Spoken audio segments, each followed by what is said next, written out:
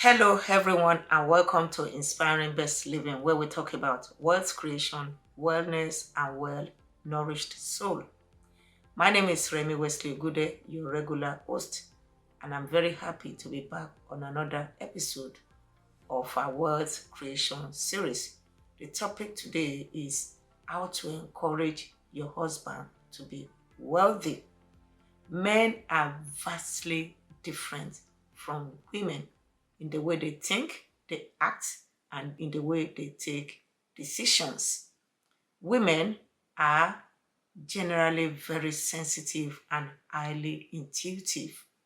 Even we use this power of intuition and sensitivity when we raise our children, our family, take care of our loved ones. When it comes to finance, they see danger far ahead and they don't want to be put into financial mess. I'm talking about some women, very responsible women. So that's why some they embark on the journey of financial independence right on time.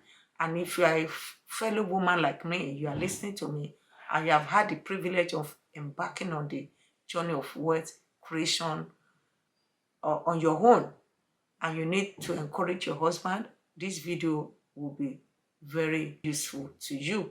I produce this video to encourage women who are in that space, who have already embarked on the journey of financial independence and trying to encourage their husband to do the same. Men are generally not as easily persuaded to make decisions right away as women.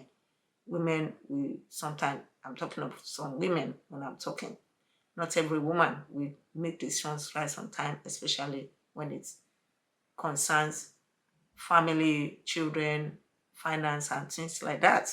We always know that two are better than one. And it also gets better or it becomes sweeter when that second person is your spouse, your partner. So in the journey of wealth creation, when the two of you are both involved, it makes the journey easier, it will accelerate your speed, and it will help both of you on the journey. So the question now is, why is it that some men do not want to embark on the journey of wealth creation? There are so many reasons for this, but I'll be focusing on a few reasons in this episode. Number one, a lot of men have confused high income for wealth creation. They feel that once they have high income and they're able to pay their bills, they're comfortable, the basics are met in the family, they believe they are rich, they're able to meet their financial obligations, which is fantastic. If a man is doing this, the man is doing a good job. However, that should not be the end to it. Men should take a driver's seat in the area of wealth creation. The second reason why men do not want to embark on the journey of financial independence is because they spend so much time, energy, and focus. They place a lot of focus on their high income job. They train, retrain, degrees upon degrees have been there. My husband and I have been there. Multiple certification just to continue to enjoy promotion on that job, which is also good. The only thing is that as you climb the corporate ladder, I always tell people no job is secured because the owner of the ladder may take the ladder. One day you will retire or one day the owner will take the job.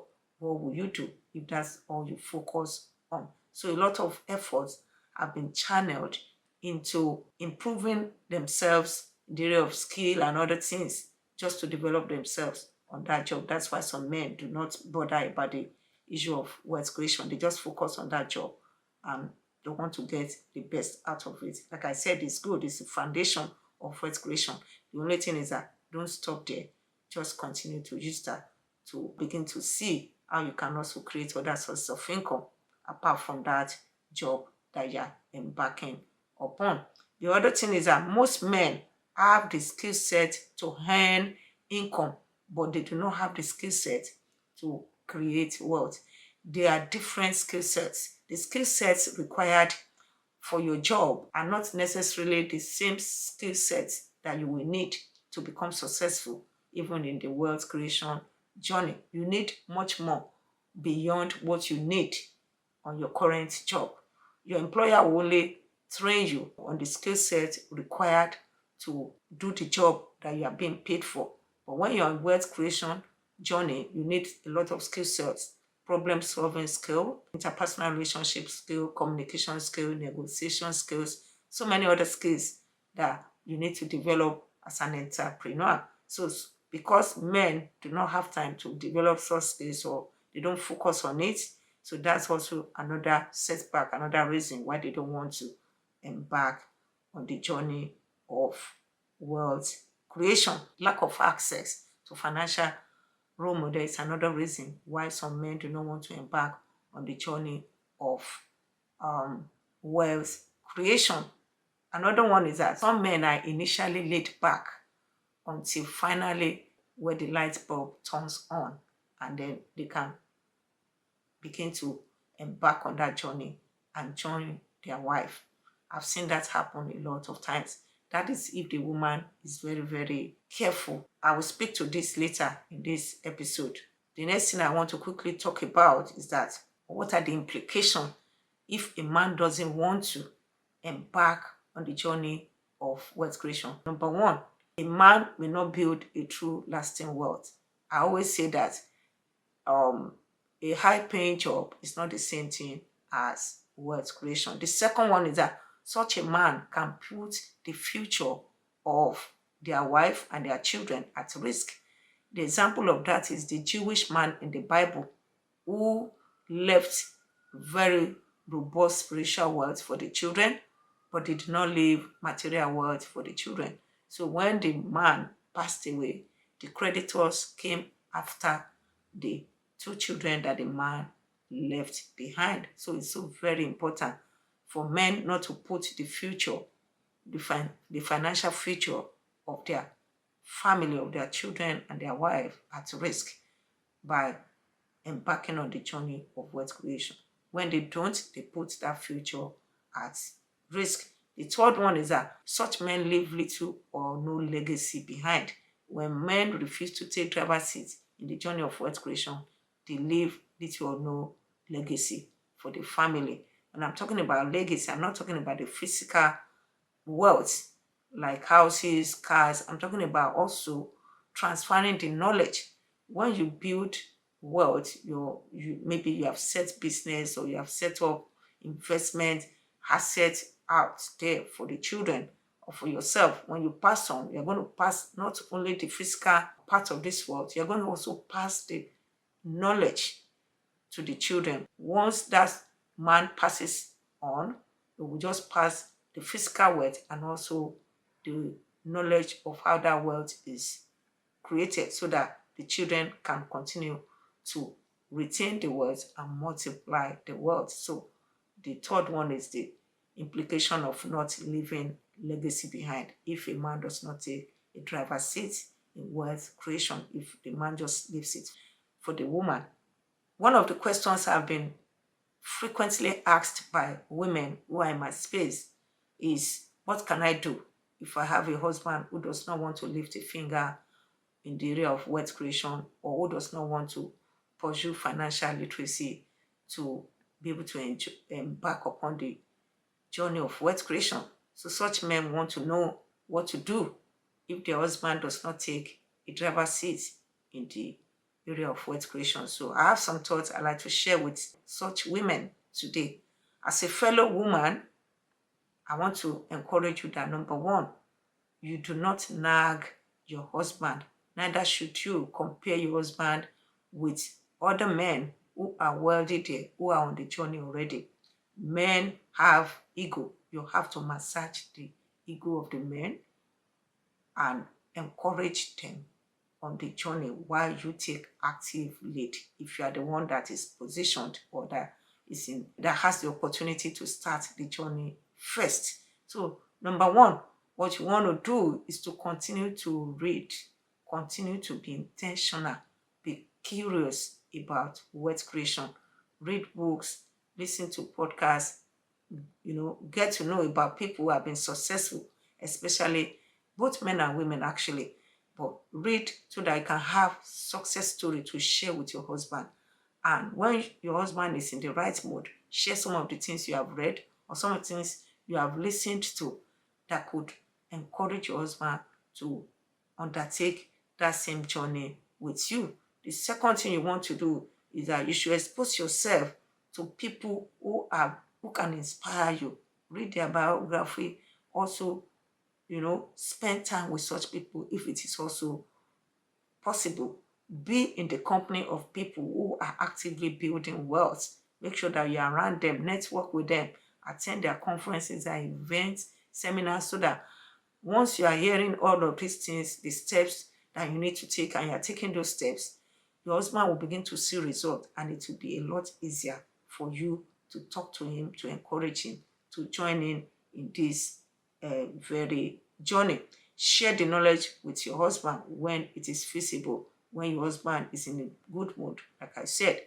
Also, once your husband begins to develop interest, you can interface your husband with people who are very knowledgeable. Preferably, if such people are also men, it makes it a lot easier for your husband to also want to connect, and they don't necessarily have to be men.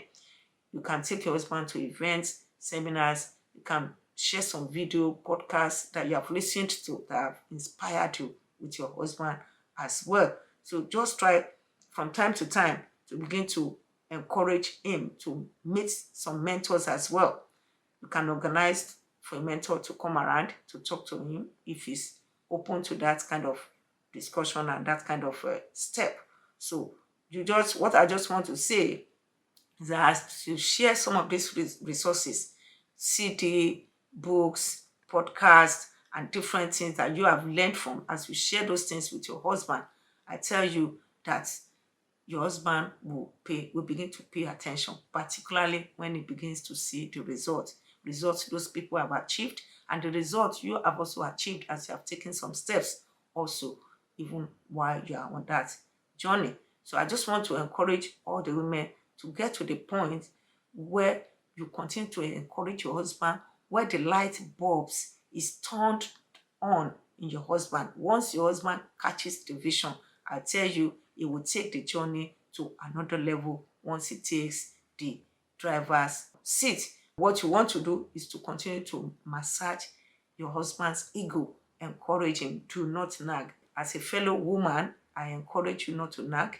I encourage you to massage the ego of your husband, because according to Jim Rohn, the voice of a woman ego speaks to us all, and how hard, especially to men. Men have ego. I tell you, please, when you are doing this, do not nag your husband. Also encourage your husband, massage his ego. They will take the driver's seat, and the journey will be easy for both of you. That's my encouragement for you. I believe you have been able to gain one thing or the other from this video. And if you're a man and you have found yourself in a situation where what you want to do is to encourage your wife, you can also apply some of the steps I've mentioned in this video. It also will work for you.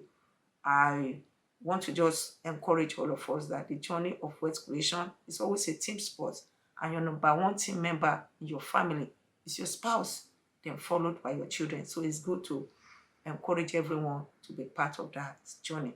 This is where I will draw the curtain today. I want to just remind you, this platform is to inspire you in 3 key areas: wealth creation, wellness, and well-nourished soul. Remember, you don't have to choose between being wealthy and healthy. You can have both as icing on the cake of a well-nourished soul. Please share the video and the link with your friends, family, and whoever can benefit from it. And do not forget to subscribe by pressing the notification button so that you can be notified right away if I produce a new episode. Until I come your way again next time, I am your host, Remi Wesley Ogude. Take care and bye.